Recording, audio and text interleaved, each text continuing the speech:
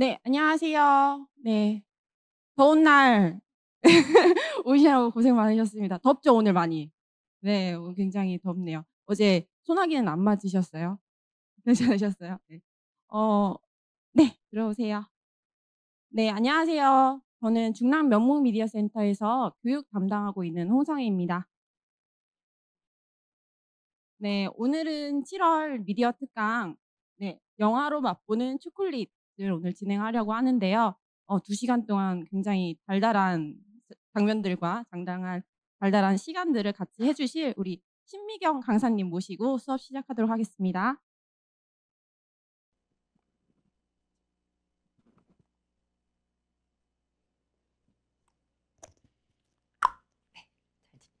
네. 바로 시작할까요? 네. 안녕하세요. 네. 저는 영화를 통해서 인문학 공부도 같이 할 수 있는 방법을 보여드리는 아 영화 인문학 강사 신미경이라고 합니다. 아 제가 여기 중랑구청 평생학습관에서도 지금 계속 강의를 하고 있는 중인데요. 이렇게 좋은 또 재미있는 컨셉으로 강의를 마련을 해 주셔서 또 제가 이렇게 강의를 진행을 하게 됐습니다. 아 저는 영화 인문학이니까 좀 어렵다라고 생각하실 수도 있는데 전혀 어렵지 않습니다. 왜냐하면은 영화를 보면서 그 영화 장면에 나오는 이야기들과 그리고 뭐 역사 이야기 다양하게 문학, 역사, 뭐 철학 이런 것들 그림, 음악 이런 것들을 같이 연결을 해서 제가 알고 있는 최대한의 정보를 쉽게 이해하실 수 있도록 강의를 진행을 하고 있습니다. 네, 오늘도 제가 말하는 것보다는 아마 영상을 더 많이 보시게 될 거예요.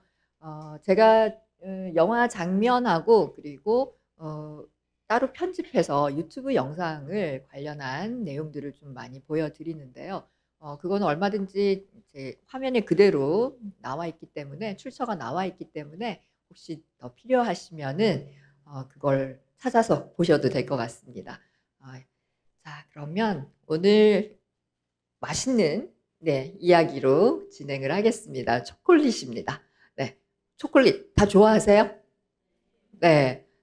먹다 보면 나도 모르게 손이 계속 가서 계속 쭉 먹게 되는 게 초콜릿입니다. 그런데 이제 뭐 어 연령이 저하고 좀 비슷하신 분들이 많으신 것 같은데 저희가 이걸 많이 먹으면 안 돼서 좀 삼가해야 되는 건데 항상 유혹을 느끼는 그런 어 음식 중에 하나가 초콜릿인 것 같습니다. 자, 그러면 오늘 먼저 한 영화 장면은 제가 5개 정도의 영화에서 한 7-8분 정도의 분량으로 영화를 좀 보여드릴 거고요. 그리고 유튜브 영상도 같이 진행을 하겠습니다. 자, 그러면 먼저 첫 장면으로 영화 장면으로 먼저 시작을 하겠습니다. 우리나라에서는 영화 제목이 초콜릿이라고 제목이 나왔어요. 근데 통칭 저희가 이제 초콜릿으로 보통 표준어로 삼아서 쓰고 있기 때문에 저는 초콜릿으로 계속 진행을 하겠습니다. 여기는 프랑스의 한 지방 외딴 마을이에요. 네. 이 마을에 비앙이라고 하는 한 여성이 이방인으로 이사를 오게 됩니다. 남편은 없고요. 딸만 있어요. 그래서 이 두 명이 여기에 와서 초콜릿 가게를 열게 됩니다. 그럼 먼저 영화 장면 보여드리겠습니다. 네, 여기 보시면은 초콜릿, 네, 초콜릿이 리에 이렇게 적어 놨고요. 그리고 보시면 여기 마야라고 적혀 있어요. 네, 초콜릿이 마야에서 시작됐기 때문에 이렇게 가게 이름을 마야라고 지었습니다. 네. 자, 이렇게 마시고 나면 기분이 좋아지는 게 초콜릿입니다. 여기 보시면은 초콜릿 저희가 보통은 핫초코로 많이 드시고 있잖아요. 네, 이게 원래는 맨 처음의 형태는 액체였습니다. 그러다가 나중에 이제 고체로 바뀌게 되고요. 나중에 보여드릴게요. 여기 이 마을에 살고 있는 사람들은 굉장히 독실한 믿음을 가지고 있는 사람들입니다. 그런데 조금씩 보시면은 뭔가가 부족한 좀 불만이 있거나 이런 사람들인 것 같아요. 신부님은 물론 이제 독실한 신부님이시지만 여기 젊은 신부님이 좀 오셨고요. 그리고 지금 마지막에 나와 있는 이 주디 덴치 007 영화에서 많이 보셨을 텐데요. 주디 덴치 같은 경우는 아까 그 루크의 외할머니예요. 근데 딸하고 사이가 별로 좋지 않습니다. 네, 서로 이렇게 이제 조금 생각이 달라서 사이가 좋지 않은 상태이고, 그리고 아까 남편이 나한테 선물해 준 것처럼 그렇게 포장을 해달라고 했던 아줌마가 있었죠. 네, 그 아줌마도 남편하고 별로 관계가 그렇게 많이 좋은 것 같지는 않았는데, 초콜릿을 가지고 간 날 갑자기 남편이 달라졌습니다. 네, 그렇게 되기도 하고요. 그리고 그 판을 이렇게 돌려서 무엇이 보이느냐고 물었을 때 그 판의 형태는 똑같지만 이게 전부 그 보는 사람이 어떤 마음을 가지고 있는가에 따라서 다르게 보여요. 근데 루크는 아까 그림도 살짝 좀 무서운 그림을 그리고, 그리고 어떤 이빨이 보인다, 뭐 악마의 이빨 같은 그런 이빨이 보인다고 했습니다. 그래서 불만이 없이 보이는 사람들이지만 다 어느 정도는 문제점을 가지고 있는 사람들입니다. 그리고 독실한 믿음이 있는 만큼 여기는 전통을 굉장히 중요시하는 그런 마을입니다.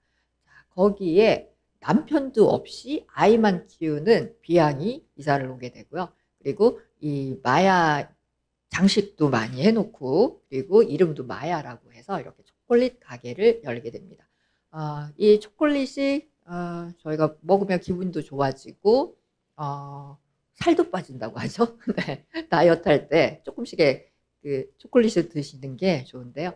이 초콜릿이 어떻게 이 마을 사람들을 변화시켜 나가는가를 보여주는 영화예요. 네.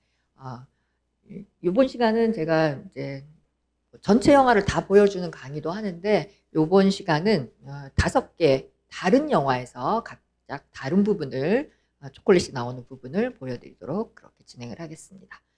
자, 그래서 결국 이 주디 덴치도 나중에는 딸이랑 화해를 하게 돼요.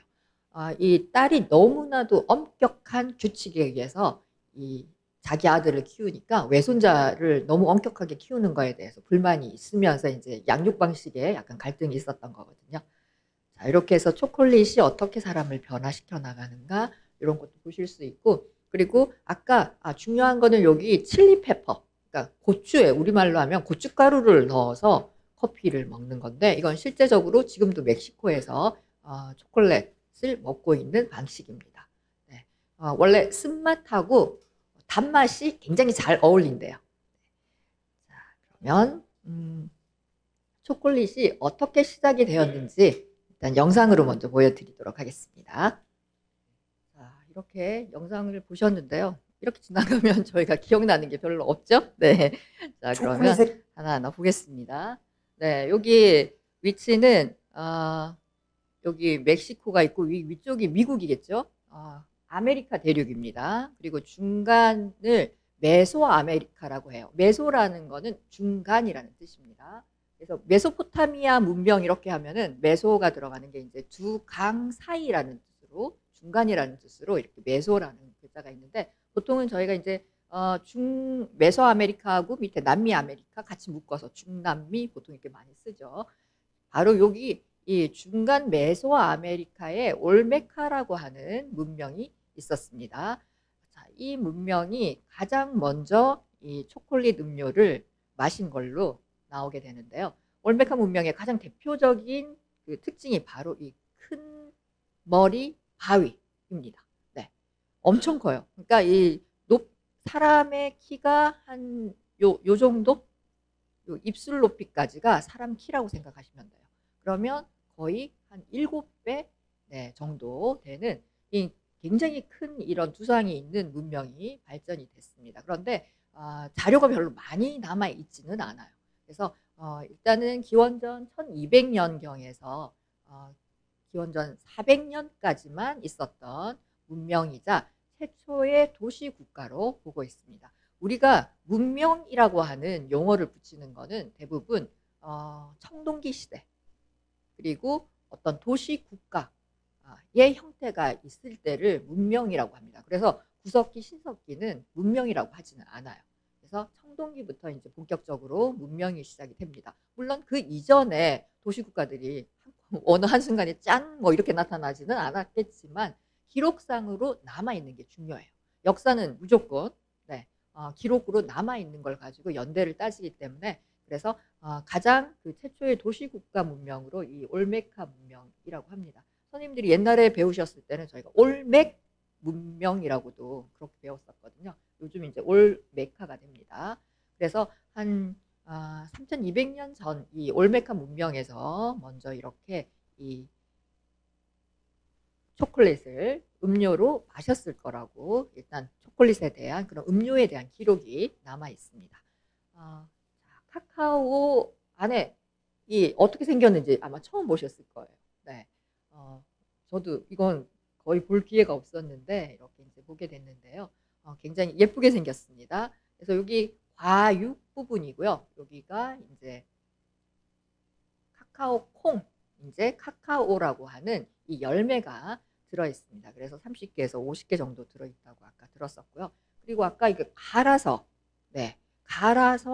마셨고 이걸 약간 좀 꺼끌꺼끌한 가루가 있는 상태로 이 코코아를 마셨을 걸로 추정을 합니다. 그리고 다크 초콜릿 드셔보셨잖아요.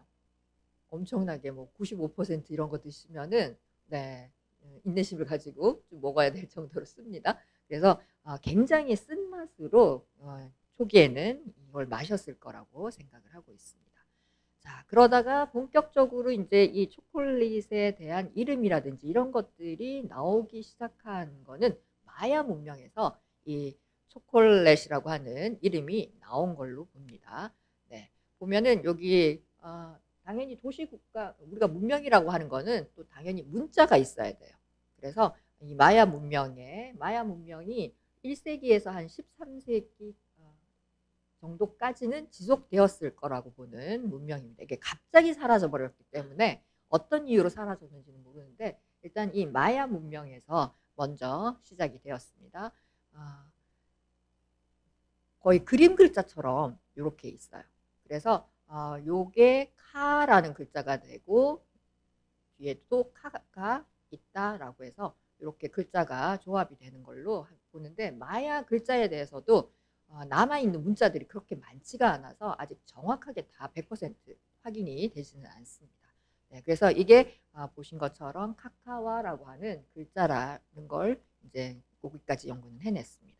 그래서 이 초콜릿이라고 우리가 부르는 거는 이름은 여기 보시면은 멕시코의 멕시카족에서 네, 이 보통 멕시코에 많이 쓰였던 고대의 언어는 여기 보신 것처럼 나우아틀어라고 합니다. 그래서 나우아틀어로 이걸 쇼콜라틀이라고 표기를 하게 되는데요. 그래서 이제 초콜릿을 전문적으로 다루는 사람을 쇼콜라티에 이렇게 얘기를 하죠. 네. 그래서 이 초콜릿이라고 하는 단어 자체는 마야 글자에서 시작이 됐습니다. 자, 그리고 아까 엘 카스티오라고 하는 신전을 보셨는데요. 저희가 이집트에 있는 피라미드만 보통 이제 피라미드라고 생각을 하시는데 그게 아니라 세계 각각 곳곳에 이런 피라미드들이 많이 남아 있습니다. 아마 보통은 종교를 가지고 있었고 신을 믿고 있었기 때문에 하늘과 가까워지는 높은 건물을 짓는 게 인간의 어떤 신과 가까워지는 방식이었던 것 같아요. 그래서 이런 신전들이 있게 되는데요. 이 중남미 지역에만 해도 이 신전이 작은 것까지 합치면은 한 800개 정도의 신전이 있다고 합니다. 그 중에서 엘 카스티오라고 하는 이 신전은 치첸 이사라고 하는 곳에 있는 신전이고요. 24m입니다. 여기 제가 일부러 여기 사람 비교를 해보시라고 이렇게 사람이 있는 사진을 보여드리는데요. 자, 여기 또는 쿠쿨칸 신전이라고도 합니다. 이 신전은 쿠쿨칸은 바로 이제 마야의 신이에요. 가장 중심적인 신입니다. 아까 위에서 내려다 보는 영상도 보셨는데 여기 보시면은 사방으로 정사면체 모양으로 되어 있기 때문에 사방으로 이렇게 긴 계단이 있습니다. 이 긴 계단이 91개의 계단으로 이루어져 있어요. 그래서 이 사면을 다 합치면은 364개가 되고 총 계단 수가 그리고 맨 위에 있는 지붕에 있는 이 집까지 합치면은 365개가 됩니다. 달력이죠. 네. 이미 마야 문명 시대에 1년을 365일로 계산을 해낼 수가 있었습니다. 이런 태음력이라든지 이런 태양력 이런 것들이 이미 고대 문명에서 다 발전이 되어 있고요. 지금은 그 유산을 그대로 물려받아서 잘 쓰고 있는 거죠. 네. 자, 그리고 여기 하나만 더 말씀드리자면 여기가 쭉 내려와서 여기 뱀의 머리가 있습니다. 이게 쿠쿨칸이라고 하는 게 뱀의 신이에요.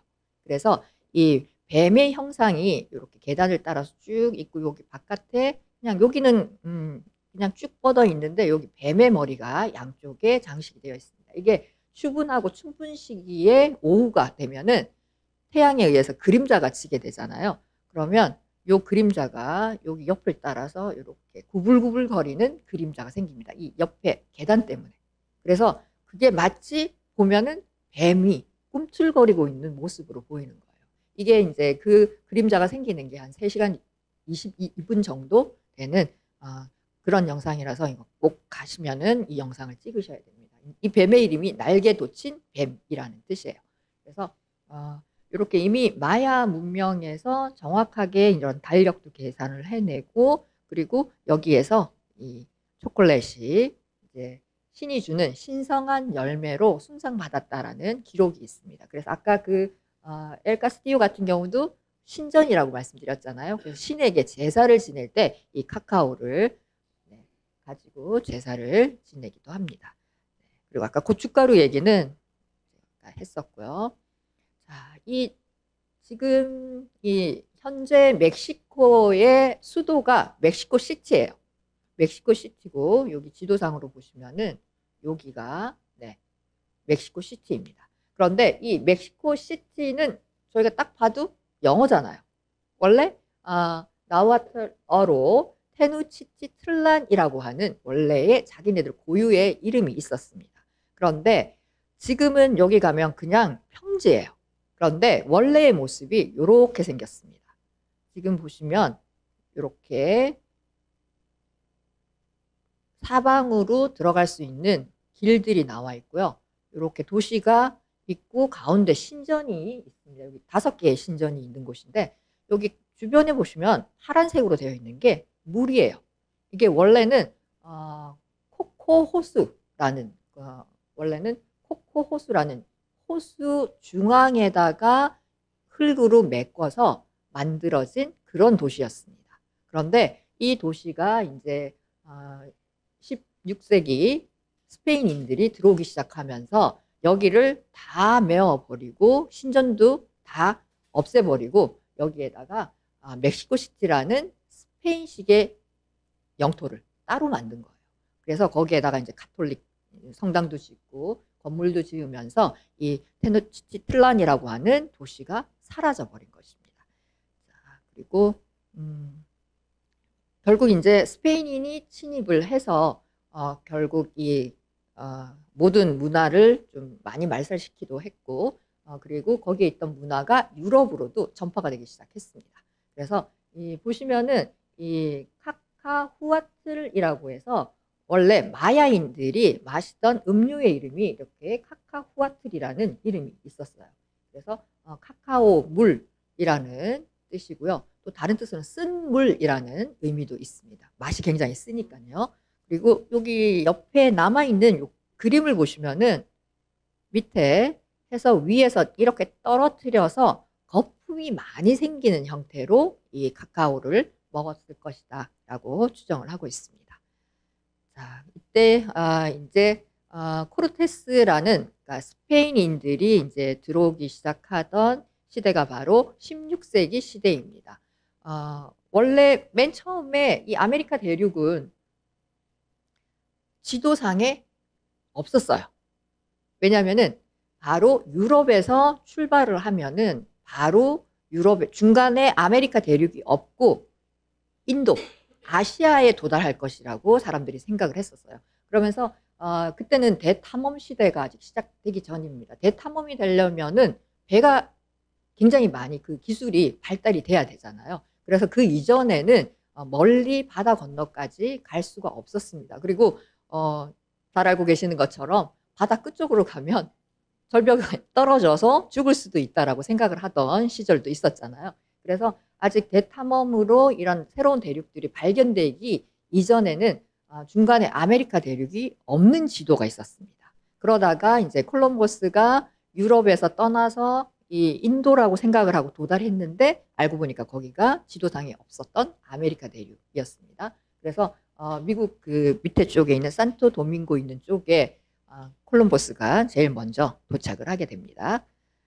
자, 그리고 그때 그 뒤를 이어서 나중에 이제 콜럼버스가 금은보화 뭐 이런 것들, 그 원산지의 여러 물건들 이런 것들을 가지고 스페인으로 돌아오면서 많은 사람들에게 대탐험을 할 수 있는 어떤 그 원인을 제공을 한 거예요. 그래서 많은 사람들이 가게 되고 역시 코르테스도 이 콜럼버스의 업적에 성과에 힘입어서 자기도 이제 탐험을 떠나게 됩니다. 이때의 목적은 대부분 종교를 전파한다는 목적도 있었고요. 그리고 금은보화를 찾겠다는 경제적인 목적도 있었습니다.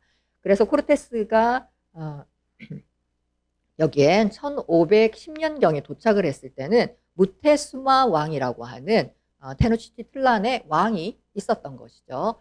네. 그래서 이 무테수마 왕도 기록에 의하면은 이 초콜릿 음료인 카카후아틀이라고 하는 이 음료를 많으면은 하루에 40잔까지도 마셨다고 합니다. 네. 자, 그래서 이 무테수마 왕이 코르테스가 도착을 했을 때 굉장히 환영을 했어요. 왜 환영을 했냐면은 여기 잠깐 보여드리겠습니다. 네, 에르난 코르테스 보시면은 이제 탐험가인데요. 지금 이 멕시코에 처음 들어와서 네, 사람들이 얼굴을 봤는데 옆에 보시면은 케찰코아틀이라고 하는 네, 이 자기네들이 신으로 모시고 묘사로 그림을 그리고 있는 이 신의 얼굴하고 굉장히 비슷하게 생겼습니다. 그렇죠? 그래서 더군다나 백인들이 피부 색깔이 하얗잖아요. 그래서 원주민들이 보기에는 신이 보낸 사자 뭐 이렇게 해서 대접을 융숭하게 하게 됩니다. 네. 자, 그리고 여기 아스테카인이라고 되어 있는 요 용어는 저희가 멕시코인들 그러니까 아까 그 마야 문명이 있었고 그 옆쪽에 그 마야 문명의 영향을 받았다라고 보통 추정을 하고 있는 아즈텍 문명이 생깁니다. 이 아즈텍 문명 이게 이제 원래 발음대로하면은 아스테카가 되는 거고요.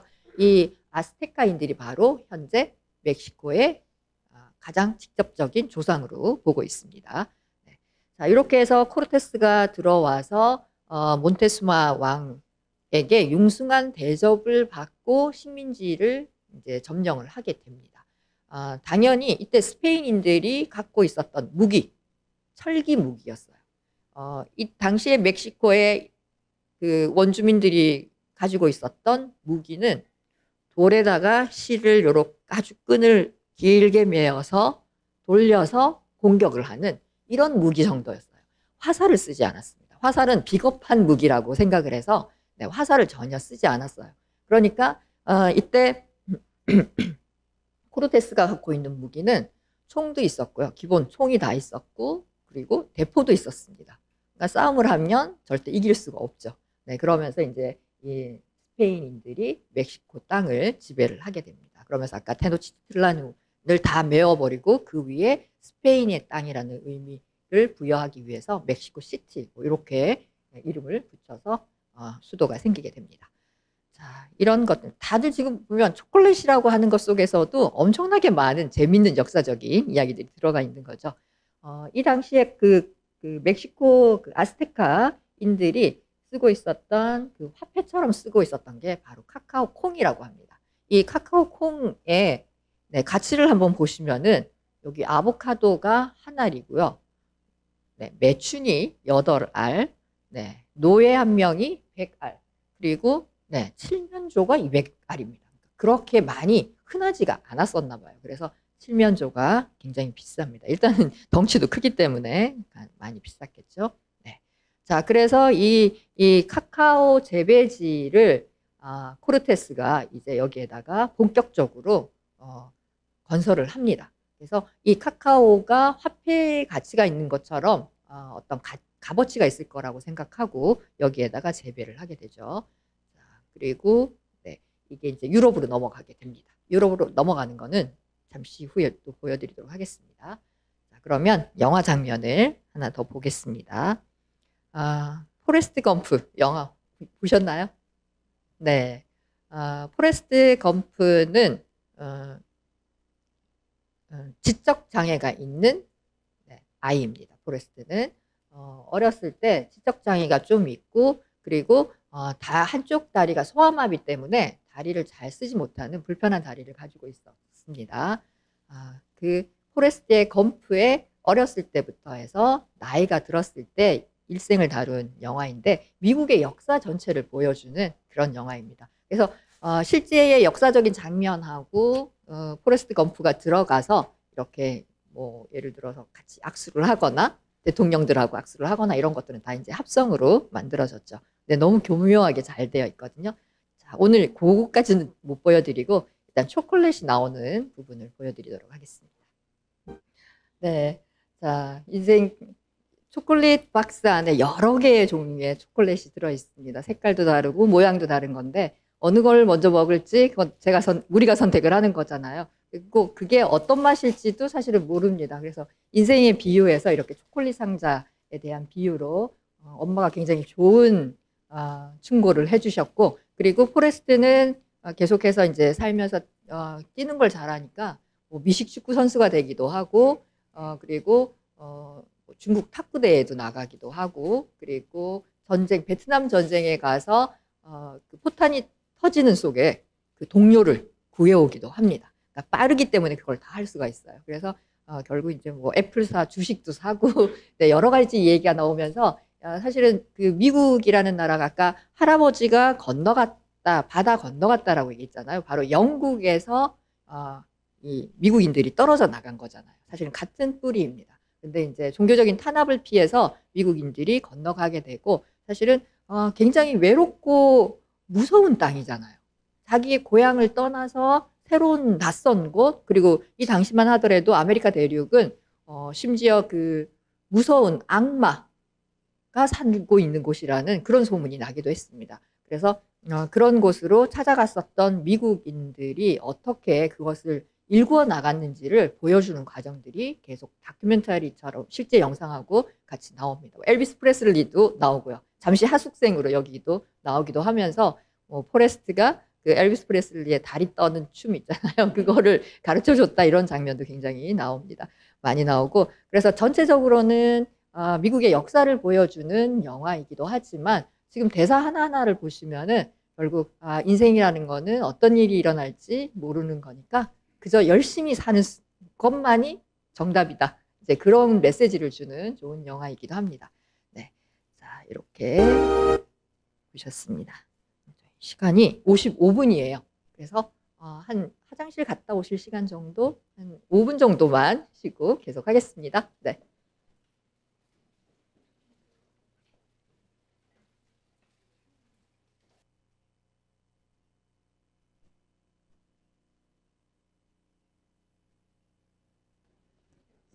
네, 계속 네, 이어가도록 하겠습니다. 네.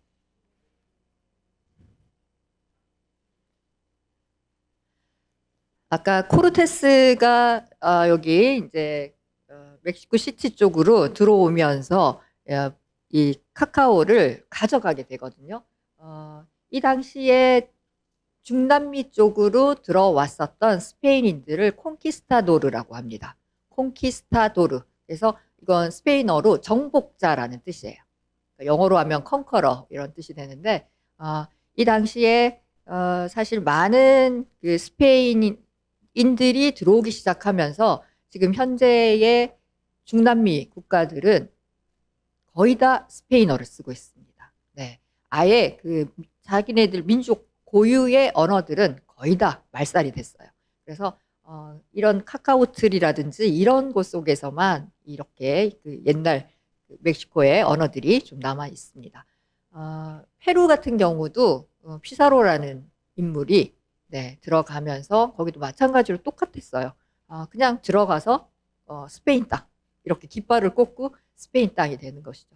콜럼버스가 맨 처음에 그 이제 도착을 했을 때, 네, 거기도 기본적으로는 배의 돛을 보시면은 십자가가 달려 있어요. 그러니까 명목상 신의 말씀을 포교를 한다는 의미로 이렇게 정복을 한 것처럼 보이지만 사실 그 안에는 실제적으로는 경제적인 수탈, 약탈이 기본이었습니다. 그래서 거의 여기 중남미 쪽으로 들어온 스페인인들은 여기에 원래 부족들, 멕시코인들을 특히 우리가 하고 있는 이 멕시코인들 같은 경우도 거의 노예처럼 부리기도 했었고요. 피사로 같은 경우는 왕도 마음대로 나중에 처형을 합니다. 처음에는 뭐 방 한가득 금은 보화를 채워주면 자기네들하고 좋은 친구 관계로 지내겠다라고 약속을 하지만 그 약속을 지키지 않습니다. 금은 보화를 받고 난 뒤에는 왕을 죽여버리거든요. 그러면서 이 페루 같은 경우도 이 왕조가 끝나게 됩니다. 고대 왕조가 끝나게 돼요.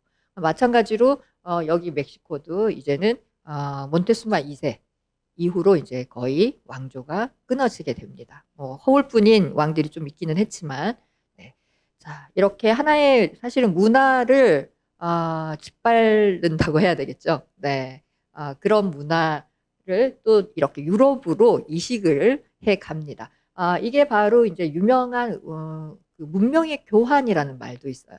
그게 뭐냐면은 스페인인들이 들어와서 자기 스페인의 문화를 퍼뜨리기도 했지만 원래 그 멕시코의 문화를 스페인으로 가져가기도 했었거든요. 그래서 좋은 것도 교환되고 나쁜 것도 교환됩니다. 지금 고추, 이 칠리 페퍼라고 하는 이 고추도 원래는 중남미가 원산지입니다. 이게 이제 유럽으로 건너가게 된 거고요.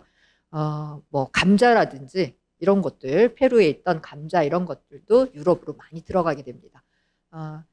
문명과 문명이 만났을 때는 어쩔 수 없이 교환이 일어날 수밖에 없어요. 그런데 이걸 어떻게 정당한 방법, 옳은 방법으로 교환을 할 것인가, 이런 것들은 사실 힘이 있는 사람들이 좌우할 수밖에 없는 것이죠. 네. 그래서 이 인종차별 당연히 이때부터 있었습니다. 그래서 원주민들을 사실은 인간 취급을 하지 않았어요. 그러면서 무자비하게 이제 수탈이 시작되게 됩니다. 자, 그러면 이 유럽으로 초콜릿이 어떻게 건너가서 어떤 형태로 발전이 되는지를 보겠습니다. 네. 자, 저희가 뭐 요즘은 공정무역 이렇게 해서 정당하게 노동의 대가를 받을 수 있게끔 하는 그런 무역 개념도 생겼지만 이때는 정말 무자비하게 이렇게 원주민들을 억압한 상태로 이 초콜릿을 빼앗아 갔던 것이죠. 네. 자, 이 보통 뭐 검은색은 일반적으로 서양 문화에서 옛날에는 다 검은색은 악마와 연결이 됩니다.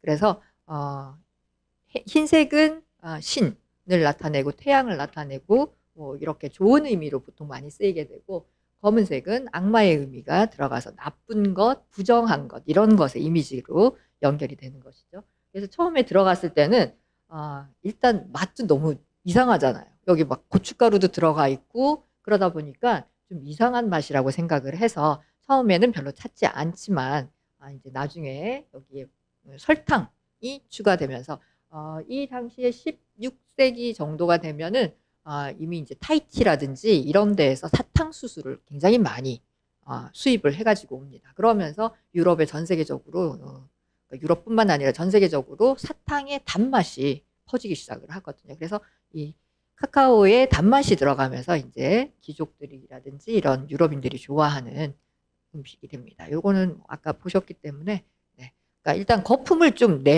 내서 카페 라떼, 네, 카푸치노, 네, 카푸치노처럼 이렇게 거품을 내서 먹는 게 유행을 했다고 합니다. 네, 아까 보셨고, 네, 카사노바는 저희가 음식으로 따지자면 굴을 많이 먹은 사람으로도 유명합니다. 그리고 카사노바는 많은 여자들을 사실은 흔히 말하는 저희가 농락했다라고 보셔야 되거든요. 왜냐하면 이제 귀족 부인들, 그러니까 유부녀, 처녀 뭐 이렇게 가리지 않고 많은 여성들과 잠자리를 같이 하면서 사실 희대의 바람둥이, 그래서 별로 안 좋은 이미지였는데 이게 요즘 살짝 바뀌었습니다. 그 프랑스에서 카사노바가 나중에 말년에 그 칠레 도서관에서 그 자기 자서전을 쓰거든요. 그 자서전이 프랑스에서 재발간이 되면서 자유를 추구했던 영웅으로 이미지가 바뀌어버립니다. 네, 그래서 제가 한번 다루기도 할 건데 했었던 그 영화 보시면은 카사노바라는 영화 속에 그 카사노바의 일대기에 대해서 잘 나와 있는데 거기도 보면 굉장히 이제 자유와 개인의 욕망에 충실한 자유로운 네, 영웅으로 묘사가 됩니다. 네, 저희가 그래서 그 진위 여부를 잘 파악을 하셔야 됩니다. 하지만 사실은 수녀들하고도 관계를 가졌고요. 그래서 사실은 이 도덕적으로는 그렇게 좋은 사람이 아닌데, 네, 일단은, 네, 아마 잘 구분하셔서 보셔야 될 것 같습니다. 자, 이렇게 카사노바도 초콜릿하고 관련이 돼 있는 건 아까 이제 체음제라고 했었잖아요. 성적 흥분제라고 해서, 아까 저희 영화 초콜릿이라고 하는 영화에서도 보신 그 효과입니다. 그래서, 이런 것들이 이제 당시에 유럽에 많이 유행하면서 초콜릿 하우스가 탄생을 하게 됩니다. 보통 나중에 뒤에 생기는 커피 하우스 같은 경우는 커피도 이제 들여오게 되면서 커피 하우스도 생기는데 커피 하우스는 귀족들만, 돈이 있는 사람들만 가서 마실 수 있었어요. 왜냐면 비싸니까. 네. 그래서 아까 카카오를 가지고 화폐로 썼을 때, 그때도 보신 것처럼 그 카카오가 사실은 굉장히 값어치가 있는 걸로 여겨졌었고 유럽으로 오면서 가격이 한 잔의 가격이 굉장히 비싼 가격으로 팔리게 됩니다. 그러다 보니까 부유한 귀족들 야여지 이 초콜릿을 먹을 수가 있었습니다. 그리고 그러다 보니까 초콜릿 하우스가 처음에는 많이 대량으로 수입이 되지 않으니까 가격이 높았고요. 나중에 대량 수입이 가능해지면서 초콜릿 가격이 내려가면서 일반 평민들, 서민들도 음용할 수 있는 그런 초콜릿이 되었습니다. 네. 자, 그러면 영화 한 장면 더 보실까요? 네, 찰리와 초콜릿 공장입니다. 지금 원카라고 하는 영화가 얼마 전에 개봉이 됐습니다. 바로 그 윌리 원카라는 초콜릿 공장의 사장이에요. 조니 뎁으로 나오고요. 그리고 주인공은 찰리라는 아이입니다. 그리고 그 원카라고 하는 거는 아까 윌리 원카가 사장 이름이었잖아요. 어렸을 때의 서사에 대한, 어렸을 때 어떻게 그렇게 초콜릿 회사의 사장이 되었는지 그 과정을 보여주는 걸로 이제 나온 거고요. 그 전에 미리 나왔던 게 바로 이 찰리와 초콜릿 공장입니다. 찰리는 굉장히 가난한 아이예요. 그런데 1년에 초콜릿을 딱 한 번밖에 먹을 수밖에 없어요. 생일 때. 네. 그래서 엄청 초콜릿을 먹고 싶어 하는데 자주 먹지는 못합니다. 그런데 그 윌리 원카의 초콜릿 공장은 굉장히 미스테리한 곳이에요. 왜냐하면 안에 공장 내부를 공개하지도 않고 재료가 무엇인지 어떻게 만드는지 그리고 윌리 원카는 어떤 사람인지 전혀 모르는 상태로 미스테리한 그런 공장입니다. 그런데 초콜릿은 굉장히 맛있어서 인기가 있는 곳인데 이 회사에서 한번 이벤트로 총 전 세계에 나가는 이 초콜릿 안에 5개의 황금 티켓을 넣습니다. 황금색으로 빛나는 티켓을 넣어서 이걸 가지고 오는 사람에게는 공장 내부를 견학해 해주는 그런 혜택을 주게 됩니다. 그래서 찰리가 마지막 5번째로 우연히 이제 갖게 된 이 초콜릿을 가지고 이 공장 안으로 들어가게 되는 과정을 보여주고 있습니다. 네, 이렇게 보호자 한 명하고 같이 들어갈 수 있는데요. 할아버지하고 같이 들어갑니다. 찰리는 굉장히 가난하지만 가족들끼리 굉장히 사랑이 넘치는 그런 집안이에요. 그래서 할아버지 할머니 다 모시고 살고 있거든요. 그리고 이 할아버지는 여기 말한 것처럼 옛날에 이 윌리 원카의 초콜릿 공장에서 일을 했었던 적이 있습니다. 네, 일단 여기까지만 보여드리겠습니다. 네, 영화 처음에 되게 예쁘게 시작을 했는데 알고 보면 내용이 지금 카카오콩 이렇게 이야기하는 장면 보시면 앞서서 보셨던 그 원주민들에 대한 수탈이 시작되는 거 이런 것들 연상하실 수 있으실 거예요. 이 영화 자체는 굉장히 그 윌리 원카가 좋은 사람인 것처럼 보이지 않으시죠? 네, 결핍이 많은 사람이에요. 네, 어렸을 때 부모님 사랑도 받지 못하면서 약간 성격이 이상하게 바뀌었고요. 그리고 이 안에 슬쩍슬쩍 이 카카오, 즉 초콜릿이라고 하는 것이 원주민들을 착취를 했고 움파룸파족을 보여주는 것도 원주민 착취에 대한 비유입니다.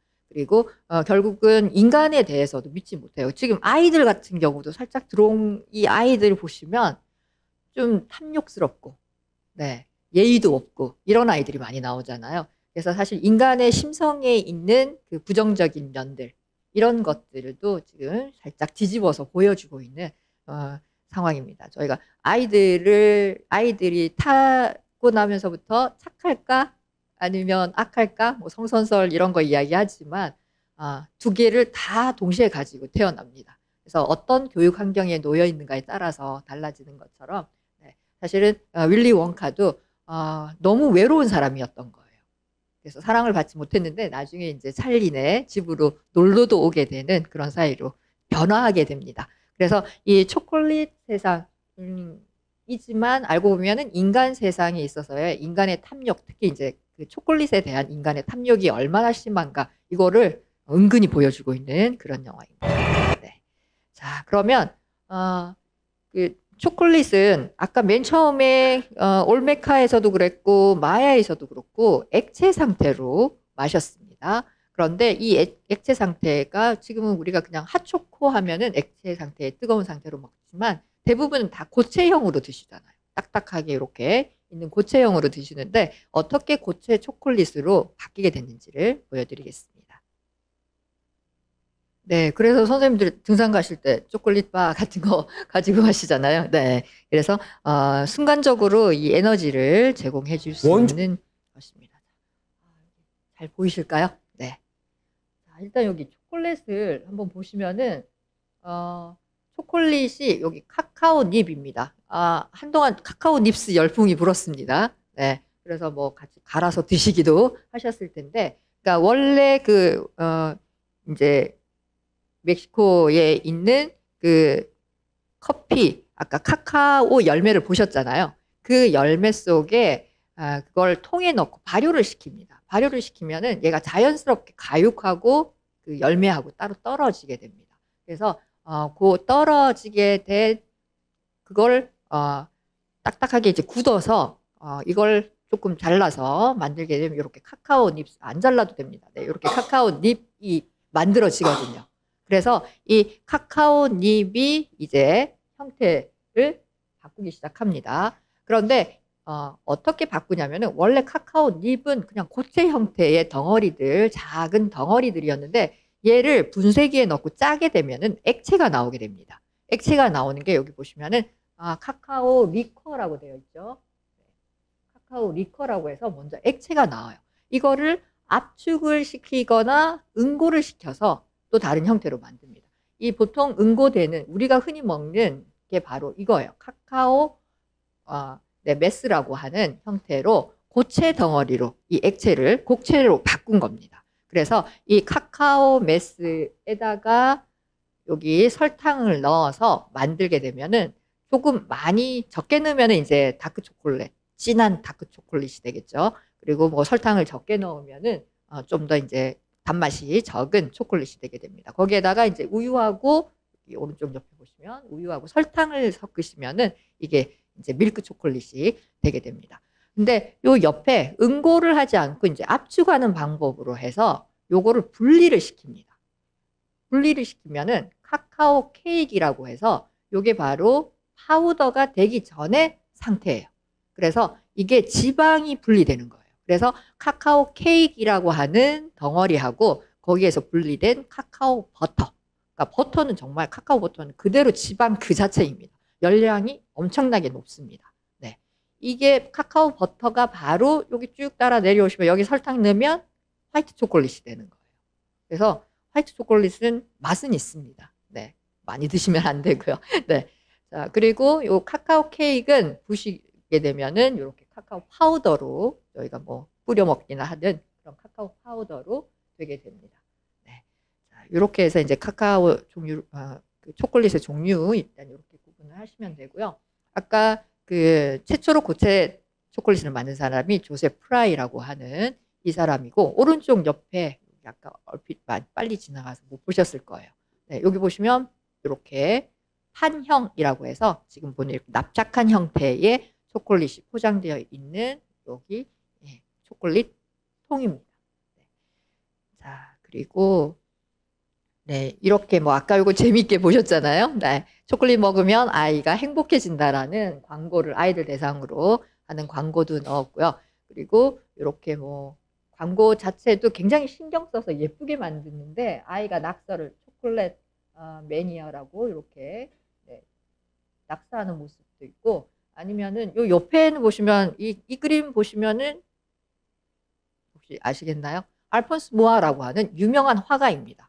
네, 이 화가가 보통 이런 그 포스터 제작을 전문적으로 많이 했던 화가인데 이렇게 초콜릿, 이상적인 초콜릿, 완벽한 초콜릿이라는 의미로 이렇게 광고하는 이런 포스터들이 굉장히 많이 유행하기도 했습니다.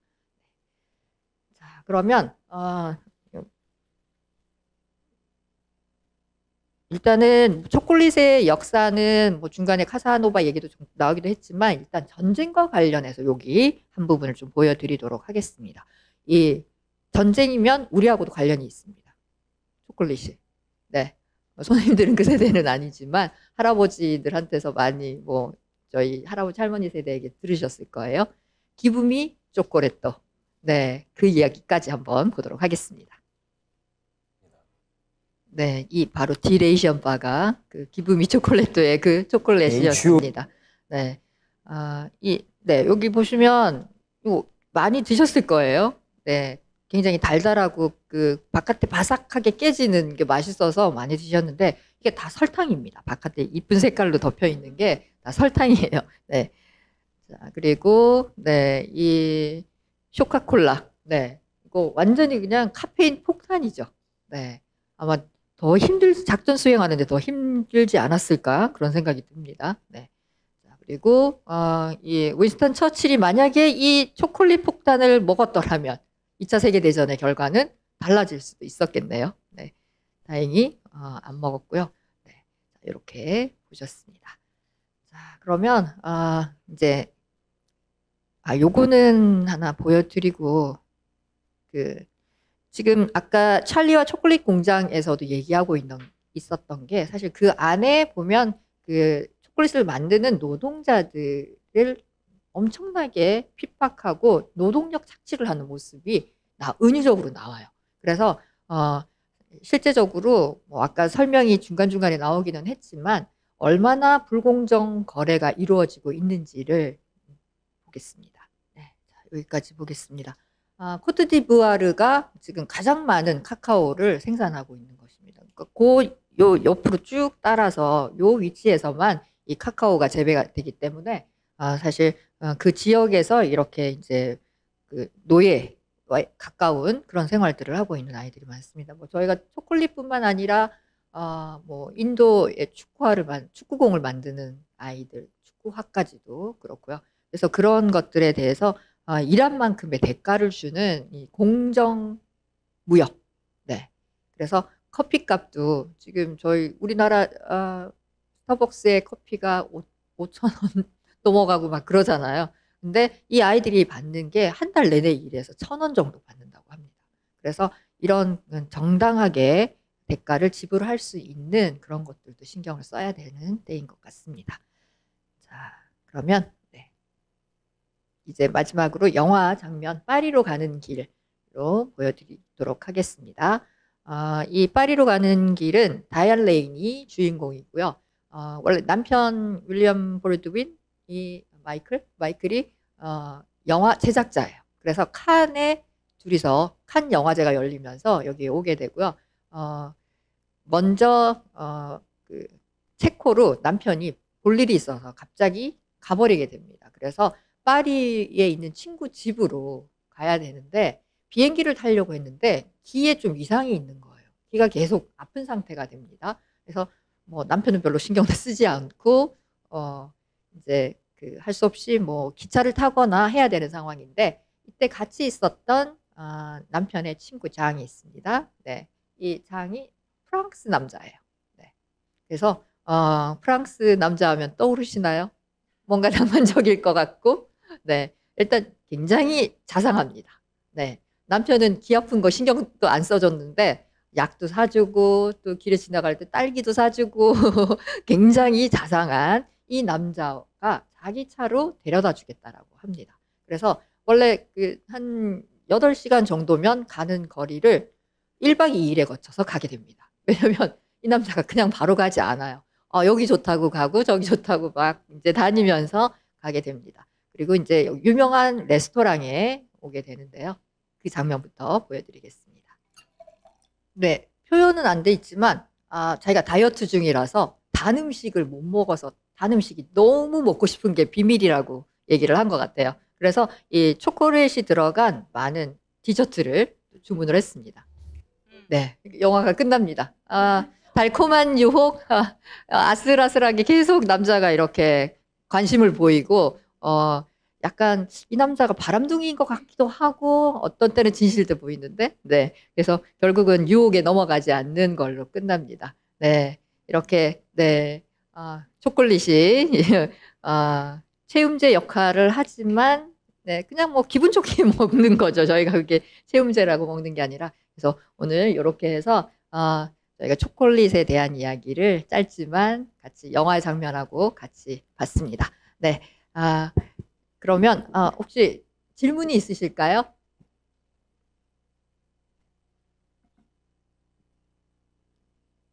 네. 네, 제가 아마 영상 다 보여드리고 해서 거의 눈으로 확인하셔가지고 네. 자, 그러면 오늘은 네, 초콜릿 강의는 이것으로 마치고요. 다음 기회에 또 뵐 기회가 있기를 바라겠습니다. 네, 같이 해주셔서 감사합니다.